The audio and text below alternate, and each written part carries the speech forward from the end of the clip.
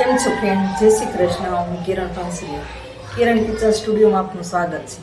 તો આજે હું બનાવીશ પાલક અને સેવનું શાક.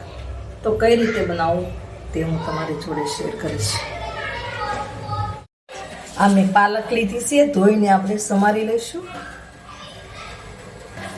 મેં આ ધોઈને સમારી લીધી છે. તેલ ગરમ મૂકી દીધું છે, રાઈ જીરું આપણે નાખ્યું છે. તમારે લસણ ખાતા હોય તો લસણ નાખો અને હિંગ નાખી છે. આપણે ટામેટા નાખીશું, પછી હળદર નાખીશું. ભાજીમાં હળદર ન નાખો તો પણ ચાલે. હવે આપણે પાલક નાખી દઈશું.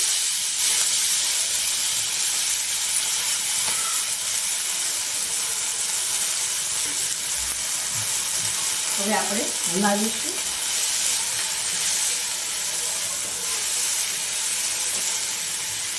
ગેસ એકદમ સ્લો રાખીશું.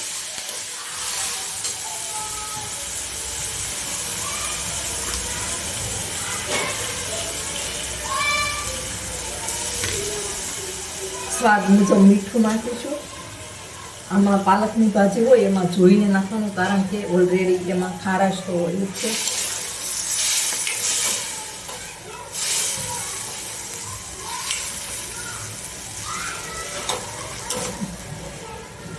ભાજીમાં આપણે પાણી નહીં નાખવાનું, કારણ કે ભાજીમાં ઓલરેડી પાણી છૂટે.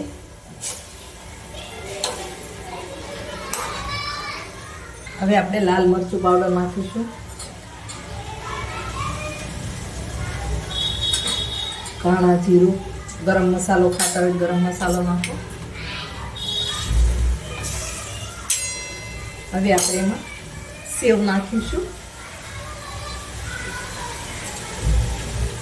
હવે આપણે ગેસ બંધ કરી દઈશું. તો આપણું પાલક સેવનું શાક બનીને તૈયાર છે. તો આપણે સર્વ કરીશું. તો આપણું પાલક સેવનું શાક બનીને તૈયાર છે. તો આપણે હવે ઉપર સેવથી થોડું ગાર્નિશ કરીશું.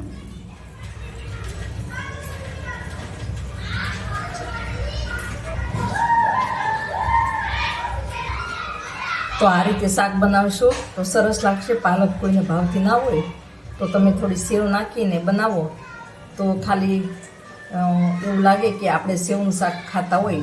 તો એ રીતે તમે પણ બનાવજો.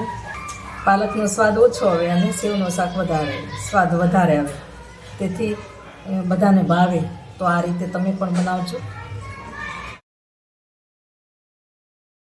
તો આપણું પાલક અને સેવનું શાક બનીને તૈયાર છે. તો મારી રેસીપી ગમે તો લાઈક કરજો, શેર કરજો, ચેનલને સબસ્ક્રાઈબ કરજો, બેલ આઇકોન દબાવવાનું ભૂલતા નહીં. ને કમેન્ટમાં લખજો મારી રેસીપી કેવી લાગી.